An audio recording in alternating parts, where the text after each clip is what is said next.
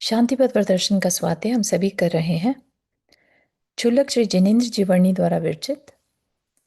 मंगलम भगवान वीरो मंगलम गौतमो गणी मंगलम कुंद कुंदाद्यो जैन धर्मोस्तु मंगलम। नमो अरिहंताणम नमो सिद्धाणम नमो आयर्याणम नमो उवज्झायाणम नमो लोये सवसाहुणम। पंच परमेष्ठी भगवान की जय। अगले 45 मिनट के लिए सभी प्रकार के पापों को त्याग करके सभी 9 बार नमो कर मंत्र पढ़ लें।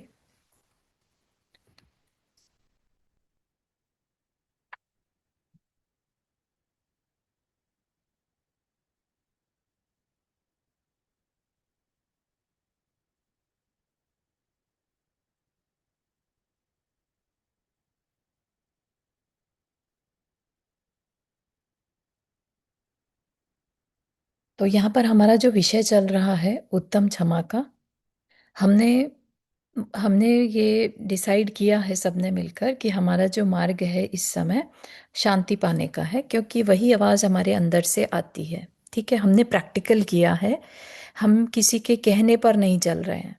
ठीक है ना, कि शांति हमारा स्वभाव है और हम उसको हर समय चाह भी रहे हैं, लेकिन हमारा एफर्ट जो हमारे एक्शन है वो उससे क्योंकि मैच नहीं कर रहे, इसलिए हमारे अंदर कभी शांति दिखती नहीं है। ठीक है, तो हमारे एक्शंस को मैच करने के लिए क्या करना होगा? तो कहा कि जो 10 धर्म है, राइट, उनको समझें और उनको हम अपने जीवन में like it's exactly like way of life, है ना। तो आप साथ में जोड़ दीजिए Jain way of life, right, कि हम अपनी लाइफ में उस शांति के जो बाधक तत्व हैं, जो उसके रास्ते में अड़ रहे हैं, जैसे कि हमारा खुद का अहंकार, हमारा क्रोध, राइट, तो हम उन पर वर्क कर सकते क्या? ठीक है ना। तो वो टॉपिक अभी हमारा चल रहा है कि हम अपने कषायों पर कैसे वर्क करें, क्या करें हम। और एक गृहस्थ की क्षमा और एक मुनि की क्षमा में कुछ डिफरेंस है क्या? ठीक है, क्षमा मतलब क्रोध का नहीं आना इज क्षमा। ठीक है ना, यहाँ पे क्षमा का मतलब ये नहीं है कि किसी ने आपको आपकी कोई चीज तोड़ दी और कहा कि आई एम सॉरी। ठीक है ना, वो कहना अलग चीज है, लेकिन अपने अंदर क्रोध का नहीं आना, किसी ने हमारी चीज तोड़ी और हमें उस पर गुस्सा भी नहीं आया, दैट इज क्षमा।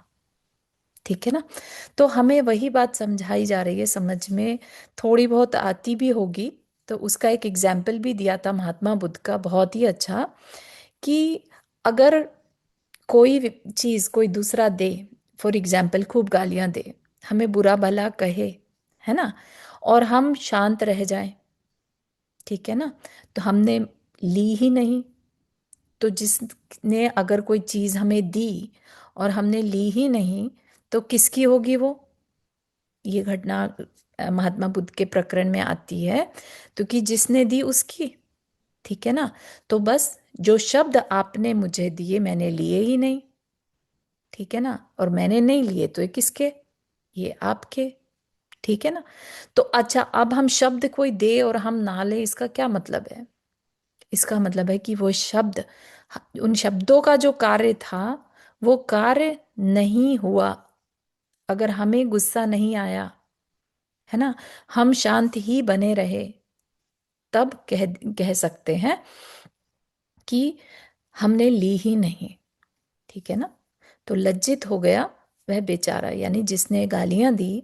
ऐसे सज्जन पुरुष को अगर कोई गालियां दे और वो चुप रह जाए, कोई रिस्पॉन्स ही नहीं आए, वहां से रिएक्शन ही नहीं आए, तो देने वाले को भी एकदम से गिल्ट आती है कि किसको दे रहे हैं हम, थोड़ा तो समझदारी रखें। ठीक है ना, फिर अब यहाँ पर बात चल रही है अध्यात्म संबोधन। अध्यात्म संबोधन मतलब अपने आप को साधु कैसे संबोधित करता है। ऐसा नहीं है कि साधु को अपने आप को समझाना नहीं पड़ता, उनके अंदर भी बहुत सारी डिस्कशंस चलती हैं। ऐसा नहीं है कि उनके अंदर सिर्फ एंजल होता है, उनके अंदर भी डेविल होता है। ठीक है ना। अगर ऐसा नहीं होता तो सोचिए कि ये क्यों कहते कि साधु को भी आर्त ध्यान हो सकता है। आर्त ध्यान हम सबको पता है, आर्त ध्यान इष्ट वियोग, अनिष्ट संयोग, है ना, और शरीर व्याधि संबंधित और निदान संबंधित। ठीक है, तो साधु को भी निदान हो सकता है, साधु को भी रोग से संबंधित, शरीर से संबंधित पीड़ा के कारण आर्त ध्यान हो सकता है, और साधु को भी अनिष्ट संयोग यानी किसी का कुछ कह दिया, नहीं चाहते थे जो, उससे आर्त ध्यान, आर्त ध्यान मतलब दुख मानना। ठीक है ना। और दुख मानने का मतलब क्या होता है, कर्म का उदय आया था और उसका जो फल था वो दुख देना या सुख देना होता है। ठीक है, कर्म का फल दुख या सुख देना होता है। तो अगर उसमें दुख मान लिया तो कर्म के फल को हमने एक्सेप्ट कर लिया, भोग लिया। ठीक है, भोग लिया तो नया कर्म बन जाएगा, दुख मान लिया। ठीक है ना। तो इस तरह से साधु भी अपने आप को समझाता है, क्योंकि साधु बने ही इसलिए हैं कि मैं और कर्म अब ना बांधूं। ठीक है, तो वो कैसे कैसे अपने को समझाते हैं, तो वह चीज यहाँ पर बता रहे हैं। उत्तम क्षमा की बात चलती है। वे महाभाग्य दिव्य चक्षु योगी जन अपने अंदर के शत्रुओं को कैसे जीतते हैं। अलौकिक जीवनों के अलौकिक विचार। यदि कदाचित उनका नग्न वेश देखकर कोई अज्ञानी कटु वचनों के बाण चलाने लगे। ठीक है, कोई कदाचित उनका नग्न वेश देखकर अज्ञानी, जिसको पता है रत्नत्रय ऐसा होता है, ये रत्नत्रय वेश है, वो तो कुछ कहेगा ही नहीं, राइट, वो तो बल्कि लौट जाएगा जमीन पर। लेकिन कौन करेगा, अज्ञानी, अज्ञानी ही होगा जो कटु वचन कह सकता है। देखो बैल सरीखा निर्लज पशु कैसे चला आ रहा है, असभ्य कहीं का, नाम मात्र को मनुष्य है, मूढ़ बुद्धि, ढोंग रचे फिरता है, देखो तो कितना भोला दिखता है ऊपर से, लुच्चा कहीं का, इत्यादि अनेकों वचनों द्वारा तीखे बाण ही फेंक रहा है, मानो कलेजे को छलनी करते जा रहा हो। है ना, कोई सिर्फ एक धक्का मार दे तो इतना दुख नहीं लगता जितना कि भाषा से किसी को हर्ट किया जा सकता है। तो वे परम योगेश्वर उस समय इस प्रकार विचार करते हैं कि, ठीक है ना, अगेन उनको भी अपने आप को संभालना पड़ता है। ठीक है, बाहर की आवाज को रोकना होता है, अंदर की आवाज स्ट्रॉन्ग करके। तो क्या कहते हैं अंदर की आवाज में, अरे चेतन, क्यों कलकलाहट सी हो गई तेरे अंदर इन शब्दों को सुनने मात्र से। बस इसी बिरते पर निकला है संस्कारों से युद्ध करने। अभी तो तुझे कुछ पीड़ा भी नहीं पाई गई होने पाई, शरीर पर कोई आघात हुआ नहीं, फिर यह व्याकुलता सी क्यों। बता तो सही कि कहाँ लगे हैं ये वचन तुझको, दाएं बाएं ऊपर नीचे किधर भी तो चिपके दिखाई नहीं देते। कैसे मानता है अपने को घायल, तू चैतन्य ब्रह्म अच्छेद्य व अभेद्य। इसका घायल होना तो असंभव है ही, अपितु यहाँ तो शरीर भी घायल नहीं हुआ, तुझे पीड़ा क्यों होने लगी।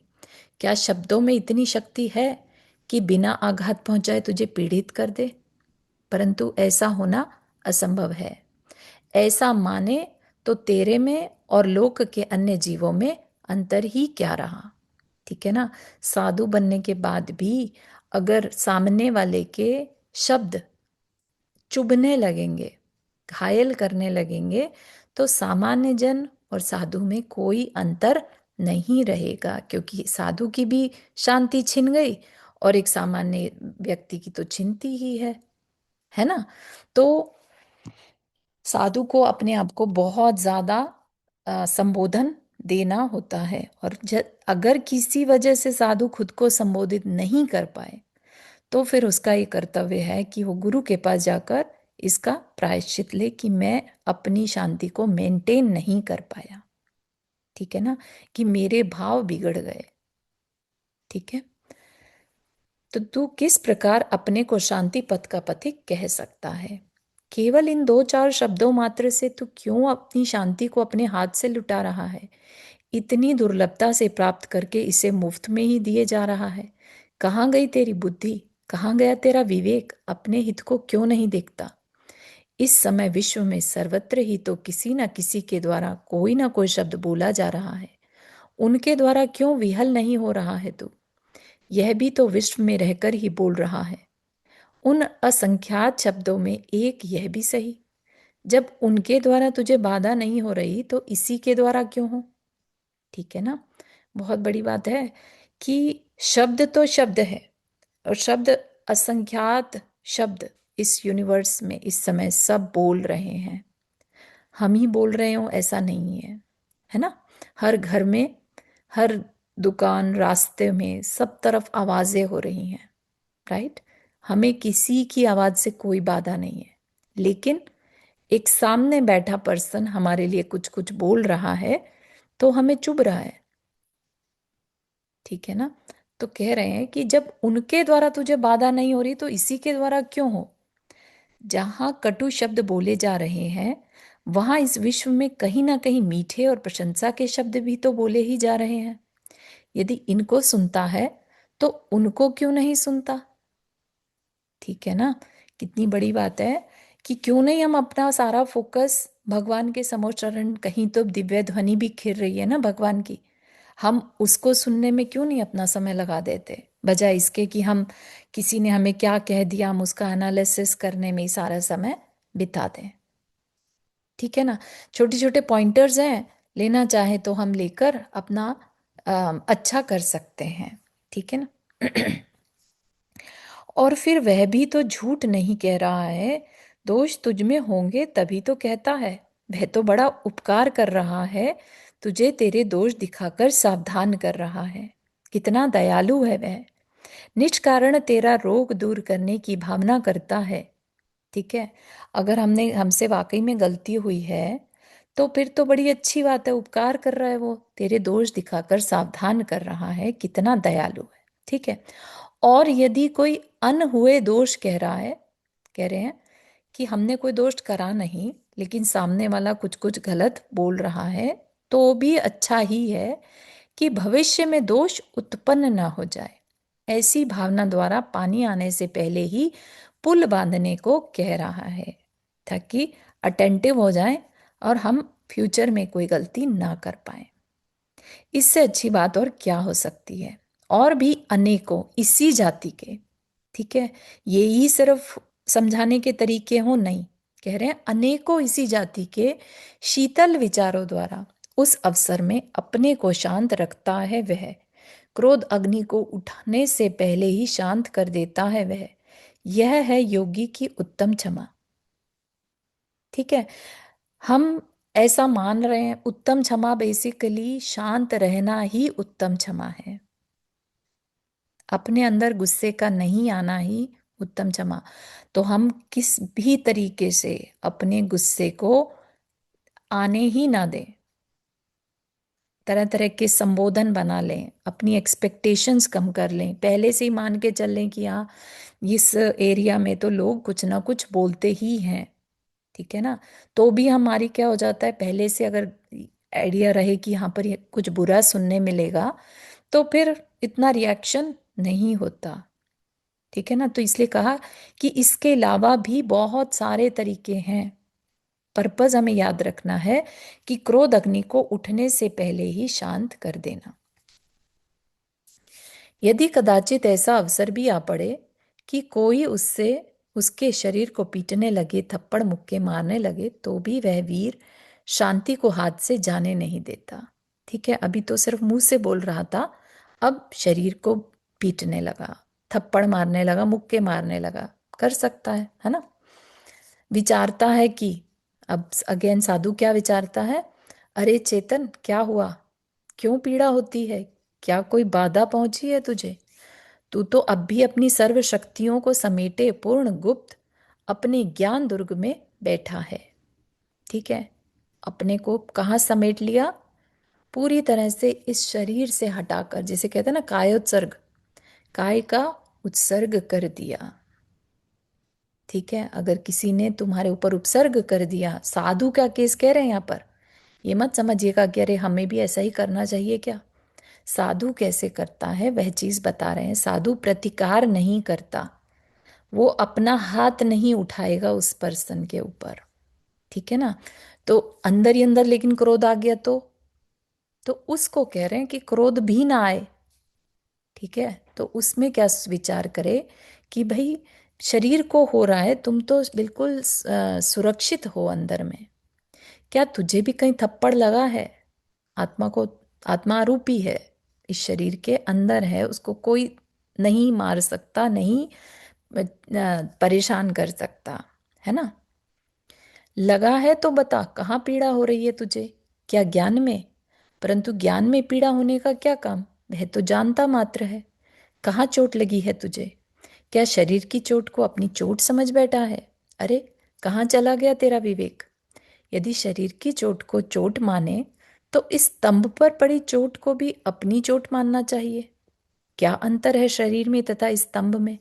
वह भी जड़ और यह भी जड़। शरीर भी जड़ और यह स्तंभ भी जड़। यदि क्रोध आ जाता तो अवश्य माना जा सकता था कि तुझे चोट लगी है, पर क्रोध उत्पन्न करने वाला तो तू स्वयं ही है। ये बेचारे प्राणी तुझको क्रोध कैसे उत्पन्न कराएं? कौन सा ऐसा हथियार है उनके पास? और यदि और फिर यदि शरीर को कुछ बाधा पहुंचती भी है तो क्या हुआ? इसका विनाश तो हुआ नहीं। तेरे संयम में तो बाधा पड़ी नहीं, तेरा मार्ग तो रुका नहीं, है ना? शरीर को अगर उसने एक दो मुक्के मार भी दिए तो क्या हो जाएगा? ठीक है ना? तुम्हारा रत्नत्रय तो नहीं छीन कर ले गए ना? तुम्हारा जो मोक्ष मार्ग है वह तो नहीं रुका ना? ठीक है ना? जितने दिन भी यह है उतने दिन तक तो तू पुरुषार्थ कर ही सकता है। जितने दिन तक भी यह है मतलब शरीर है। क्या इतने मात्र से निराश सा हुआ जाता है? इत्यादि अनेक प्रकार के विचारों द्वारा क्रोध पर प्रतिबंध लगा देता है वह, उठने से पहले ही उसे दबा देता है वह। यह है योगी की उत्तम क्षमा। ठीक है ना? तो देखने वाले को लगता है कि साधु क्या कर रहा है, साधु तो खाली बैठा है, इनके मजे हैं, है ना? लेकिन साधु अंतर विश्लेषण कर रहा है कांस्टेंट, कि अब किस कषाय का उदय चल रहा है मेरी, और मुझे उस पर वर्क करना है, इसे मैंने ही बांधा है। ठीक है ना? तो इस तरह से अब आगे बढ़ते हैं कि यदि कोई, अभी तो सिर्फ मारा ही उसने, कोई प्राणी लेने पर आ जाए तो क्रोध से चीरने को तैयार हो, बंदूक ताने सामने खड़ा हो, अंधकूप में धकेलने को तैयार हो, आधा जमीन में गाड़ कर दही छिड़क रहा हो शरीर पर, उसे कुत्तों से नुचवाने के लिए, पकते हुए तेल की कढ़ाई में धकेलने को तैयार हो, कोलू में डाल दिया हो इस शरीर को, है ना? ये सब कुछ घटनाएं पुराणों में आती हैं, इसलिए यहाँ पर मेंशन की गई हैं। ठीक है? तो भी वह निर्भीक सिंहवत विचारता है। ठीक है ना? जब हम पढ़ते हैं मुनि सुकौशल की कहानी, गज कुमार मुनि की कहानी, है ना, पांडवों की कहानी, तो लगता है ना उस समय हमने बड़ा इजीली पढ़ लिया कि उनके सिर पर सिगड़ी जला दी, जलते हुए लोहे के आभूषण पहना दिए। तो ऐसा नहीं है कि उनके विचार नहीं चल रहे हैं, राइट? एक बार को मन विचलित हो भी सकता है। वो अलग बात है कि वो शलाका पुरुष है, तो पांडव तो शलाका पुरुष, शलाका पुरुष नहीं, सॉरी, उनमें से, हाँ, पांडव शलाका पुरुष नहीं है लेकिन महापुरुषों में गिनती आती है। तो उनके अंदर भी कुछ चल रहा है। ठीक है? कैसे वो अपने को समझाते हैं? मुनि सुकौशल को सियालिनी खा रही है तो क्या विचार कर रहे होंगे, और कैसे उन्होंने अपना पूरा ध्यान अपनी आत्मा पर लगा दिया, और 3 दिन के अंदर केवल ज्ञान हो गया, शरीर वहीं रह गया। और उनका देखना रहेगा कि अ, मुनि सुकौशल को केवल ज्ञान ही हुआ था, ऐसा है ना? केवल ज्ञान हुआ तो फिर तो मोक्ष गए होंगे। तो 3 दिन तक सियालनी खाती रही उन्हें, और उसके बाद वो मोक्ष सुधार गए या अम, स्वर्ग चले गए। ठीक है? दोनों में से कोई एक कार्य हुआ होगा, वो एक बार कंफर्म कर लेंगे। लेकिन जो भी हुआ, बजाय अगर वो इस चीज को प्रतिकार करते, राइट, या दुख मानते, तो वो दोनों में से कोई भी कार्य पॉसिबल नहीं था। ठीक है ना? इतनी और दृढ़ता। चारू जी, जी। वो तो जो पीड़ा होती है जब, जी। और सहन नहीं हो सकता है तो फिर कैसे, कैसे क्या कर सकते हैं? नहीं तो सहन, ये देखो अगेन आप इसको कंपेयर अपने से नहीं कीजिए, मुनियों की बात चल रही है ना। अच्छा अच्छा। ठीक है ना। हाँ, मुनि नहीं महाराज अपने को, कैसे अपने आप को नहीं, कंट्रोल हाँ करते हैं। कैसे, मैं वही वही जानना चाहूँ कि अपने को जब पीड़ा होती है तो कैसे कंट्रोल में करना हाँ, चाहिए? तो इन्हीं को ही समझना है, थोड़ा सा अब आगे बताएंगे कि गृहस्थ क्या करे। ठीक है। हम्म। तो वो क्या कहते हैं, अपने को विचारते हैं, अरे चेतन क्या हुआ, क्या सोच रहा है, क्यों भयभीत सा दिखाई देता है, क्या इसलिए कि मृत्यु आने वाली है। अरे तो आने दे, कौन सी बड़ी बात है, मृत्यु आना तो स्वभाव ही है। और फिर इस जर्जरित शरीर को छीन कर एक नया शरीर प्रदान करने वाली ऐसी महामाता के भय से भय काहे का। महामाता मतलब मृत्यु से भय काहे का, इसमें अनिष्टता काहे की। यह तो तेरी उपकारिणी है, जो नवीन शरीर प्रदान करके तुझे तेरी साधना में सहायता देने को उद्यत हुई है। ठीक है। मुनि महाराज प्रतिकार नहीं करते, ये ध्यान रखिएगा। तो उन्हें क्या करना है, ले दे के अपने ही परिणामों को संभालना होता है। ठीक है ना। तो तीनों प्रकरण बता रहे हैं। एक तो कोई मुंह से अगर गाली गलौज करे, एक शरीर को सिर्फ मारे पीटे, और एक बिल्कुल ही प्राणांत ही करने आ जाए। ठीक है ना। कितना बड़ा उपकार कर रही है यह तेरा। यदि मृत्यु से ही डर लगता है तो अपनी वास्तविक मृत्यु से क्यों नहीं डरता, जो क्षण क्षण प्रति तुझे आ रही है। एक विकल्प हटकर दूसरा, दूसरे से हटकर तीसरा, तीसरा हटकर चौथा, क्षण प्रति क्षण जो तेरी शांति का घात कर रहे हैं। ठीक है ना। पहले ही बता दिया था कि अगर आज हम शांत नहीं हैं, उसके पीछे कारण है विकल्प का होना। ठीक है ना। तो विकल्प एक के बाद एक आ रहे हैं। एक आया, ठीक है ना, वो मर गया, मर गया इन द सेंस चला गया। दूसरा आ गया, दूसरा आया, तीसरा, इस तरह से हर बार हम क्या है, क्षण क्षण शांति का घात हो रहा है, शांति का मरण हो रहा है। तेरा शरीर तो शांति है, यह चमड़ा नहीं। इसकी मृत्यु तेरी मृत्यु कैसे हो सकती है। शांति की मृत्यु तो यह कहने को समर्थ नहीं, वह तो तू स्वयं ही है। यदि तू क्रोध करे तो तेरी मृत्यु अवश्य हो जाए। ठीक है। तू क्रोध करे तो तेरी मृत्यु अवश्य हो जाए, क्योंकि तुमने अपने आप को शरीर समझ लिया। ठीक है ना। पर वे बेचारे रंक तो क्रोध कराने को समर्थ नहीं, वे तो तू स्वयं ही है। तब ये तेरे घातक कैसे हो सकते हैं। जो तुझे जानते ही नहीं, वे बेचारे तेरा घात क्या करेंगे। और तुझे जो अविनश्वर ज्ञान पुंज जानते हैं, वे तेरा घात क्या करेंगे। ठीक है ना। जो अज्ञानी है वो तो शरीर का ही घात कर सकते हैं, तो तुझे जानते ही नहीं, पहचानते ही नहीं। ठीक है। और जो तुझे जानते भी हैं अगर, तो वो तेरे को कभी घात कर ही नहीं सकते। ठीक है।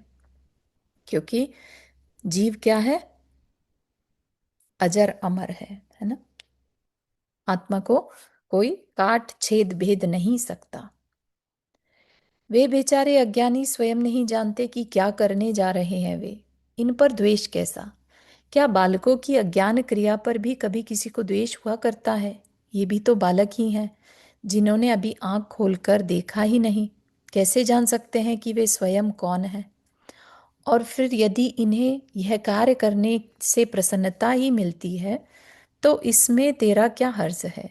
लोग तो बड़ा बड़ा दान देकर, बड़ी बड़ी सेवाएं करके, बड़े बड़े कष्ट झेलकर किसी को प्रसन्न करने का प्रयत्न किया करते हैं।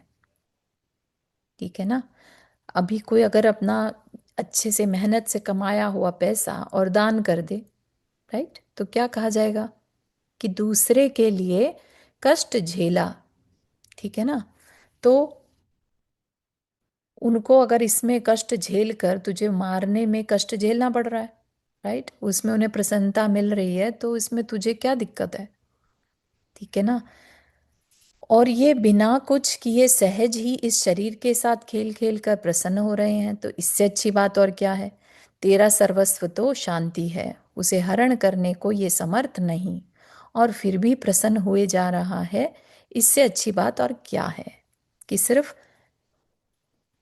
अपना शरीर के थ्रू काम चल रहा है। शरीर लेना है ले लो, ठीक है, हमें तो नहीं कर सकते ना, ऐसा साधु विचारता है। क्या विचारता है कि यह तेरा शत्रु है?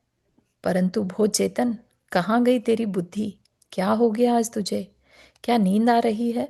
अरे तुझे कोई बड़ा रोग हो जाए, तू सड़क के किनारे पड़ा हो और कोई अपरिचित पथिक तुझे अपनी मोटर में बैठाकर अस्पताल ले जाए, डॉक्टर से कहे, डॉक्टर साहब मेरा सर्वस्व ले लीजिए पर इसे अच्छा कर दीजिए। क्या कहा? सर्वस्व ले लीजिए, बस इसे अच्छा कर दीजिए। तो बता कि उस व्यक्ति से तुझे द्वेष होगा या प्रेम? सभी अपने अंदर सोच सकते हैं कि ऑफ कोर्स प्रेम होगा, है ना। बस, कषायों से पीड़ित तू एक रोगी, यह दयालु जीव निस्वार्थी सेवी अपना सर्व पुण्य लुटाकर तुझे एक रोग से मुक्ति दिलाने आया है। तेरा सर्व भार अपने सर लेने आया है। भला द्वेष का पात्र है या करुणा का? ठीक है, कषायों से पीड़ित तू एक रोगी। हमारे अंदर, सबके अंदर, चाहे वो साधु भी क्यों ना हो, सबके अंदर कषाय हैं। ठीक है। और बिना कारण ही सामने वाला अपना सब कुछ खोकर, यहां पर क्यों कहा अपना सब कुछ खोकर? एक साधु पर वो प्रहार कर रहा है, तो क्या कर्म बंद नहीं होगा? है ना। अपना सारा जो उसने पुण्य इस जीवन में कमाया होगा वह सब लुटाकर तुझे इस रोग से मुक्ति दिलाने आया है। किस रोग से? शरीर रूपी रोग से। तेरा सर्व भार अपने सर लेने आया है, भला द्वेष का पात्र है या करुणा का?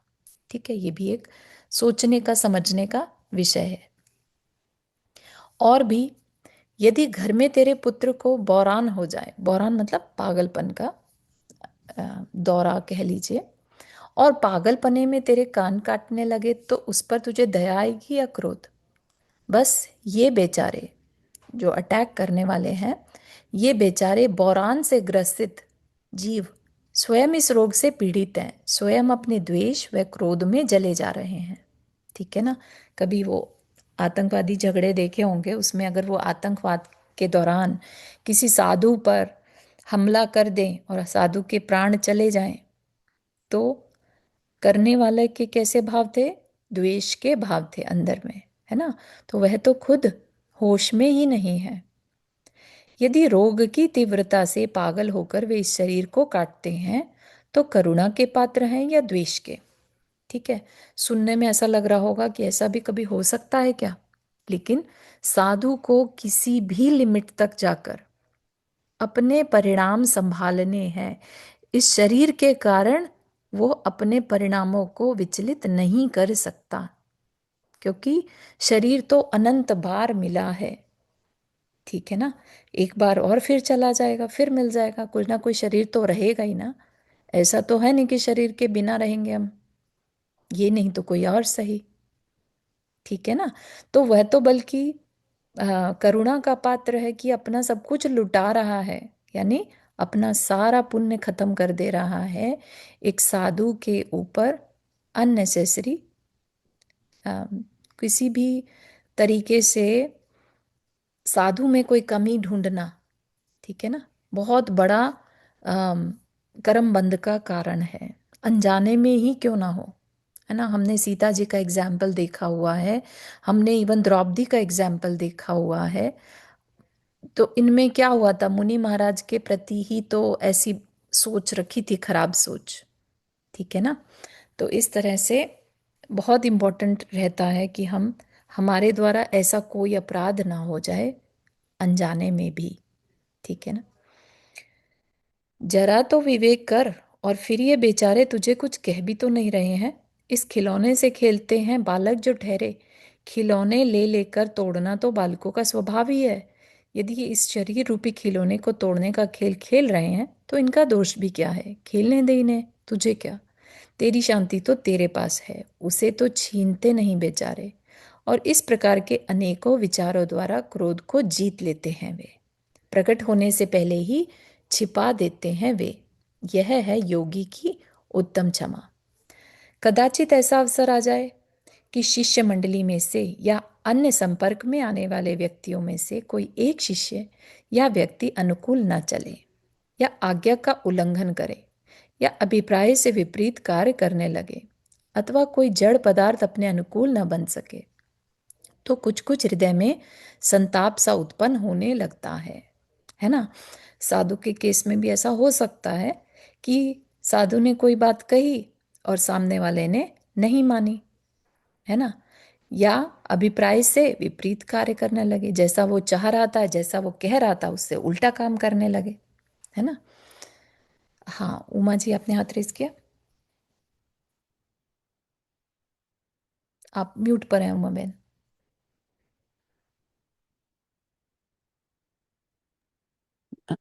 जी। आज आज प्रतिक्रमण है क्या चतुर्दशी का? आज, ओ हाँ, राइट राइट राइट। ठीक है, इस कॉल के खत्म करने के बाद करते हैं। जी, बिल्कुल दिमाग से उतर गया, thank you for reminding. You're welcome. हाँ, आप में से कोई एक उसमें डाल देगा ग्रुप में, 14 ग्रुप में, reminder. Thank you so much Uma ji. You're अथवा, वेलकम। चलो जी। Thank you. 14 कल नहीं है, पंचांग में तो कल लिखी है। कैलेंडर जो हम लोग फॉलो कर रहे हैं यहाँ का, उसमें आज का लिखा है, तो अपन आज कर लेते हैं, है ना, अच्छा, ओके। ताकि एक ही डेट्स अपन अच्छा फॉलो अच्छा, करें। अच्छा, कोई बात नहीं। ठीक है। अथवा कोई जड़ पदार्थ अपने अनुकूल ना बन सके, जड़ पदार्थ भी हो सकता है हमारे हिसाब से रिस्पॉन्स ना करे, हमने कोई चीज कार्य किया और वो हमारे हिसाब से नहीं हुआ, है ना, तो हृदय में संताप सा उत्पन्न होने लगता है। ये हो सकता है साधु के साथ भी। अरे, मेरी आज्ञा से बाहर क्यों जा रहा है, जिस प्रकार मैं कहता हूं उस प्रकार क्यों नहीं करता, अपनी मर्जी से क्यों करता है, इत्यादि। ऐसे अवसरों पर वह योगी इस प्रकार विचारने लगता है कि भो चेतन, कहाँ खो आया है आज बुद्धि, किसको अपने अनुकूल चलाना चाहता है, अपने को या इसको, इसको अपने अधीन करना तो तेरी सामर्थ्य के बाहर है। क्या पहले निर्णय नहीं कर चुका है। हम्म, एक बार 14 का नोटिस डाल देते हैं।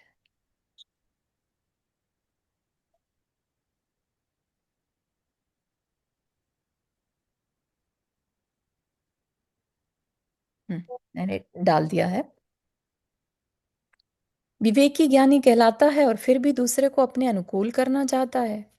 ठीक है, अपने अनुकूल मेरे हिसाब से चीजें हों, ये एक बहुत बड़ी अज्ञानता है, और हम सभी करते हैं, इंक्लूडिंग साधु। ठीक है ना, ये हम भूल जाते हैं, ये हमारा अहंकार आ जाता है।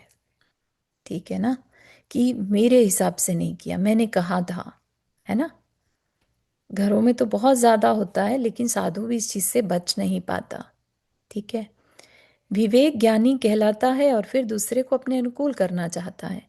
लोक में सर्व पदार्थ स्वतंत्र हैं, तो उसको परतंत्र बनाना चाहता है, अपने अधीन करना चाहता है। तू भी स्वतंत्र है, ये भी स्वतंत्र है, जिस प्रकार चाहे करे, तू इन्हें रोकने वाला कौन, इन पर तेरा क्या अधिकार। यदि अनुकूल ही परिणमाना है, तो अपने को क्यों नहीं परिणमाता। अपने को मतलब अपनी इंद्रियों पर कंट्रोल करना, अपने मन पर कंट्रोल करना, है ना। क्यों दूसरे के ऊपर कंट्रोल करना। आज सबसे ज्यादा प्रॉब्लम इसी बात की है कि हम सब अपने को तो कंट्रोल नहीं करना चाहते, लेकिन दूसरे पर जरूर करना चाहते हैं। ठीक है ना, लेकिन है इसका उल्टा, हमारा अधिकार सिर्फ हमारे ऊपर है। ठीक है ना, लेकिन हम करना दूसरे पर चाहते हैं। अपने ऊपर तो तेरा पूरा अधिकार है, क्यों अपनी शांति के प्रतिकूल इस क्रोध के आवेश में बहा जा रहा है। रोक रोक बस, अब इन परिणामों को रोक। इसके प्रति तो इतना ही कर्तव्य था कि इसके कल्याणार्थ कोई हित की बात इसे बता दे, तो तेरा कर्तव्य पूरा हुआ। ठीक है, क्या कर्तव्य था, कि कोई बात कह दे, कह दी तो ठीक है, अब माने नहीं माने वो हमारे हाथ में नहीं है। ठीक है, ये एक बहुत अच्छी सीख है अपने लिए भी, हम अपने रिलेशंस में भी, हम बहुत ज़्यादा किसी को ये नहीं मान के चले कि अब मैंने कह दिया ना, तो मेरे हिसाब से ही होना चाहिए। ठीक है ना, कर्तव्य क्या है, अगर हम कर्तव्य से काम करेंगे ना, कि मेरा कर्तव्य था गाइड करने का, ठीक है, मैंने उसके हित की बात कही थी, अब माने नहीं माने वो उसकी मर्जी। तो इस तरह की इतना फ्रीडम सामने वाले को देना चाहिए। साइकोलॉजी की लाइन में इसको अपनी अपनी बाउंड्रीज कहते हैं, ठीक है ना। तुम दूसरे की बाउंड्री को क्रॉस मत करो। ये मत करो कि अरे मैंने कहा था, तुमने किया क्यों नहीं, ठीक है ना। तुमने कहा था, उसकी बात को तुमने अपना पॉइंट समझा दिया कि मुझे ऐसा लग रहा है कि ये शायद तुम्हारे हित में है, मेरा कर्तव्य था बताने का, बता दिया। करो नहीं करो तुम्हारी मर्जी। लोक में अनंत जीव राशि भरी पड़ी है, किस किस को अपनी आज्ञा में चलाएगा, ठीक। गृहस्थ को प्रेरणा। अब इसमें गृहस्थ को क्या करना है, एंडिंग उससे कर रहे हैं। परम धैर्य के धारी अत्यंत पराक्रमी उन योगियों को तो ऐसे विचार कभी कभी कठिन अवसरों पर आते ही हैं, पर उन्हें तो उत्कृष्ट क्षमा है ही, परंतु यह क्षमा धारणा उनका ही काम हो और आपका न हो, ऐसा नहीं है। यथा योग्य अवसरों पर भले ही कुछ हीन रूप से सही, आपको भी इस अल्प गृहस्थ अवस्था में इसी प्रकार के विचारों द्वारा अपने क्रोध को दबाने का प्रयत्न करना चाहिए, ठीक है। कुसुम आंटी, जो आप पूछ रहे थे, ऐसा नहीं कह रहे हैं कि इतने ही महान विचार हमारे अंदर आ जाएं, लेकिन लाने का प्रयत्न करना चाहिए कि थोड़ा क्रोध तो कम हो जाए, ठीक है ना। तो कहा हीन रूप में ही सही, ठीक है हमें प्रॉब्लम नहीं होता है, पर जो पीड़ा होती है ना, जी। तो रोना आ जाता है। तो वो मेरे को चाहिए कि जब पीड़ा होती है तो एकदम आंख में से आंसू निकल जाते हैं, तो ऐसा क्यों होता है? तो उसके पीड़ा लिए क्या मतलब करना चाहिए? शारीरिक तकलीफ की पीड़ा या मानसिक? नहीं, शारीरिक शारीरिक। शारीरिक तकलीफ, अच्छा। मानसिक तो कोई प्रॉब्लम नहीं है, शारीरिक ही प्रॉब्लम है। अच्छा, हाँ। शरीर को थोड़ा सा अपना एक उपकरण मानोगे ना, तो फिर उतनी तकलीफ नहीं होगी। नहीं, पर पीड़ा इतनी होती है ना कि सहन नहीं हो सकता है, तो उसके लिए क्या हाँ, करना असह्य चाहिए? पीड़ा है तो कोई नहीं, उसमें फिर आप दुख मतलब आ रहे हैं आंसू तो इट्स ओके, आप उसको देखने नहीं, तो वाले बन मेरे को जाइए। ऐसा लगता है कि अगर मैं रोती हूँ तो मेरा असहता का कर्म बन जाता है। नहीं, उसमें आप अपने को रोता हुआ देखिए, ठीक है। आप बिल्कुल अपने को अलग हो जाइए, शरीर रो रहा है, आप उसे देख रहे हैं, अच्छा, हाँ, ये बात अच्छी। ठीक है ना। हाँ, तो तो फिर आप हमेशा उसमें, जब मैं रोती हूँ तो मेरे मन में ऐसा है, मेरा असहता का कर्म होता है, मेरा असहता, फिर भी क्यों हाँ रोती हूँ? नहीं वो नहीं, और दुख बांध रहे हैं अपने लिए, तो वो अच्छा, ना करके अपने को रोते हुए देखिए दूर से, अच्छा। ठीक है। हम्म। चलिए, तो कह रहे हैं कि किसी से भी द्वेष करना शांति के उपासक का काम नहीं, और यदि आज भी किसी बड़े या छोटे से द्वेष है, तो इस उत्तम क्षमा की बात को सुनकर उसके उगलने का प्रयत्न करना चाहिए, उसके साथ युद्ध करना चाहिए। किसके साथ? द्वेष के साथ, ठीक है। पर्सन के साथ नहीं, अपने ही अंदर के द्वेष के भाव के साथ। आपको अपना कर्तव्य देखना है, दूसरों का नहीं। अतः वह तो बराबर मेरे साथ बुराई किए जा रहा है, मैं कैसे उसके प्रति मध्यस्थ हो जाऊं, कैसे द्वेष त्याग दूं। इस प्रकार के विचारों को त्याग कर, ठीक है, ध्यान से सुनिएगा, इस प्रकार के विचारों को त्याग कर अपने हित के लिए उपरोक्त क्षमावर्धक परिणामों के आश्रय पर अपने शत्रु को भी आज तुम्हें क्षमा कर देना योग्य है। मत विचारिए कि वह आपको क्षति पहुंचाएगा, बल्कि यह विचारिए कि अपना आपका द्वेष या मात्सर्य ही आपको क्षति पहुंचा रहा है, ठीक है ना। हमारे अंदर उठने वाले भावों से ही कर्म बंद होता है, दूसरा तो सिर्फ उसमें निमित्त बनता है। अगर हमें अंदर में द्वेष हो रहा है, मात्सर्य हो रहा है, क्रोध आ रहा है, तो सब चीजों में हमें कर्म बंद हो रहा है। कौन सा? मोहनीय कर्म, ठीक है ना। अब उसमें दूसरा कोई भी कारण बन जाए, उसका कौन प्लीड करने वाला है? कोर्ट केस होगा क्या कहीं पर कि मुझे ये कर्म नहीं मानने थे, मैं तो, मेरा तो इंटेंशन ही नहीं था, लेकिन इसने मेरे से बंधवा दिए। ऐसा कुछ होता है क्या? वह तो सिर्फ निमित्त है। अपने उपादान को स्ट्रांग करना होगा। नहीं नहीं, मुझे कर्म नहीं बांधने, दुश्मन को भी माफ करना पड़े तो करना है, ठीक है ना। तो वही चीज यहाँ पर सीखनी है। प्रतिवर्ष क्षमावनी का दिन मनाते हैं, क्षमा क्षमा सब कहो रे भाई, है ना। पूजा की लाइंस में आता है ना, उत्तम क्षमा गहोरे भाई का राब अलापते हैं, मानो दूसरों को सुनाते हैं। प्रभु, स्वयं सुनने का प्रयत्न कीजिए, दूसरे को सुनाने का नहीं। दूसरा कुछ भी करे उधर मत देखिए, किंतु देखिए यह कि आप क्या करते हैं। शांति का मार्ग आलोक लौकिक दृष्टि से विपरीत है। ठीक है ना, हम जितनी भी बातें यहाँ पर पढ़ रहे हैं लौकिक दृष्टि से ये सब ऑपोजिट बातें हैं। ठीक है, अब आपको कोई फोर्स नहीं कर रहा है कि आपको ये तो माननी ही होंगी, ये आपकी चॉइस है। ठीक है, अगर आपको लगता है कि ये बहुत अम, दिव्य मोमेंट्स होंगे जब आपका मन करे कुछ अच्छा अपने लिए सोचने का, करने का, है ना, तो आप अपनी पीठ थपथपा सकते हैं कि चलो ये टाइम मैंने दूसरे से द्वेष में ना निकाल कर अपने लिए कुछ अच्छा करने में निकाल दिया, मैं द्वेष करने के भावों से बच गया। ठीक है ना, तो इस तरह से जो क्रोध के मोमेंट्स हैं उनको भी हम टाल कर, जैसे कहते हैं ना कि गिनती गिन लो, उस जगह से छोड़कर चले जाओ, ये सब क्या है, उन क्रोध के मोमेंट्स को रिड्यूस करना अपना काम है। ठीक है ना, तो शांति का मार्ग लौकिक दृष्टि से विपरीत है, उस दृष्टि में इसका रहस्य आ नहीं सकता, साधारण जन क्या जाने इसकी महिमा। है ना, सामने वाला नहीं समझता तो ना समझे, आप उसको समझाने का प्रयत्न भी ना करें, अपने को अपने पे वर्क करना है। ठीक है, तो यहाँ पर हमारा उत्तम क्षमा का चैप्टर कंप्लीट हुआ। कल हम उत्तम मार्दव पढ़ेंगे। ठीक है, अभिमान मान के ऊपर। ठीक है, यहाँ तक ही रखते हैं। अभी हमारा अम, प्रतिक्रमण का सेशन होगा 5:45 से, तो जिनवानी स्तुति कर लेते हैं। जावानी के ज्ञान से सूझे लोकालोक, सोवाणी मस्तक तरो सदा देत हो दोख। हे जिनवानी भारती तो ही जपो दिन रैन, जो तेरा शरण आ गए सो पावे सुख चैन। नौ वर्ण मुकर मंत्र।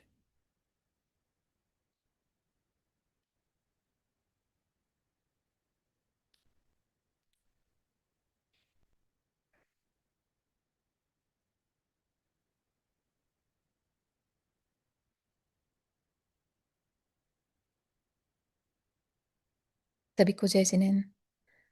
जो भी हाँ, प्रतिक्रमण ज्वाइन करना चाह रहे हैं वो यहाँ बने रह सकते हैं, नहीं तो छोड़ सकते हैं।